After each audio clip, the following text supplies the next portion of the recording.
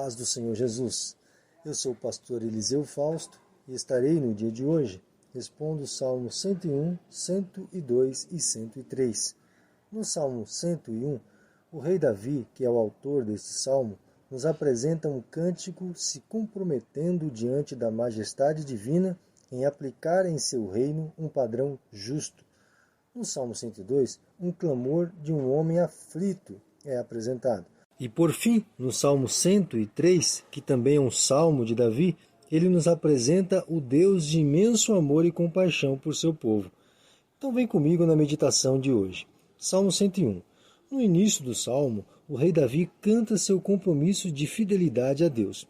Primeiramente, em tornar a misericórdia e o juízo divinos conhecidos por todos. E depois, ele mesmo se dispõe a manter uma vida de fidelidade, mantendo seu coração íntegro diante de Deus e não aceitando em seu convívio pessoas que se afastem dos preceitos divinos, e ainda se compromete a excluir do seu reino os difamadores, os enganadores e todos os ímpios. Somente os fiéis aos princípios divinos estariam servindo a ele em seu reinado. Neste salmo, Davi revelou seu comprometimento em manter uma fidelidade pessoal e governamental diante do Deus Todo-Poderoso.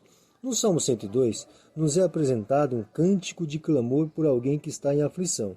Interessante que o salmista coloca diante de Deus, logo no início do salmo, o seu desejo de ser atendido o mais depressa possível, pois a sua aflição estava consumindo suas forças e já não aguentava mais esperar. Ele chegou a perder a fome de tanta angústia que estava vivendo. E para piorar, os inimigos estavam todos desejando ou torcendo pelo seu mal. Mas, à semelhança de Jó, o salmista entendia que toda a aflição que estava vivendo era a ira de Deus que estava sobre ele. E devido a esse entendimento do salmista, ele clamou a Deus por misericórdia, lembrando-o sobre a sua mísera posição de ser pó e frágil. E continua o argumento afirmando que Deus não precisaria o afligir, pois era supremo demais para se importar com um pobre mortal como ele. Agora perceba que a partir do versículo 13, ele dirige sua oração a Deus, confiando na promessa divina em atender às orações de todos que voltassem seus olhos para as promessas de Deus a Sião, seu monte santo, e a Jerusalém, sua santa cidade. E nessa confiança, o salmista celebra a certeza de que Deus estaria socorrendo a ele daquela aflição, e todos saberiam, por aquele livramento, que Deus atende às orações feitas em Jerusalém. Nas últimas palavras do Salmo, podemos ver que a aflição estava consumindo totalmente as forças do salmista, mas ele voltou seus olhares para Deus e declarou que sua natureza eterna iria garantir que a descendência de pessoas que amam a ele permaneceriam em Jerusalém.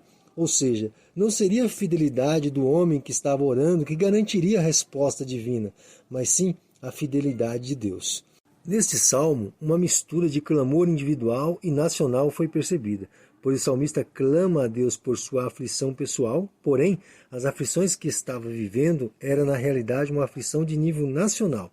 E isso percebemos quando ele menciona que no momento em que fosse atendido, todos saberiam que Deus estava presente em Jerusalém.